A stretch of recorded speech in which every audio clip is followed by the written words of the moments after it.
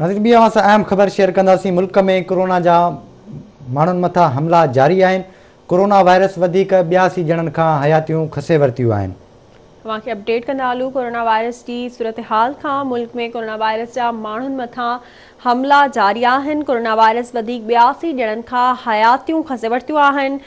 फौतुनि जो अंग वधी 10,858 ताईं पहुतो आहे। तव्हांखे अपडेट कंदा हलूं। ब्रेकिंग न्यूज़ आहे त मुतासिरनि जो अंग वधी 4,84,362 थी वियो आहे। NCOC मूजिब 4,38,974 मरीज़ वायरस खे शिकस्त ॾेई सिहतयाब थी विया आहिनि। अवां सां अहम ख़बर शेयर पिया कयूं। मुल्क में कोरोना जा माण्हुनि मथां हमला जारी आहिनि। कोरोना वायरस वधीक 82 ॼणनि खां हयातियूं खसे वरितियूं आहिनि। गुज़िरियल 24 कलाकनि दौरान 2,184 नवां केस ज़ाहिर थिया आहिनि। हिकु दफ़ो ॿीहर तव्हांखे अपडेट कंदा हलूं त मुल्क में कोरोना वायरस जा माण्हुनि मथां हमला जारी आहिनि।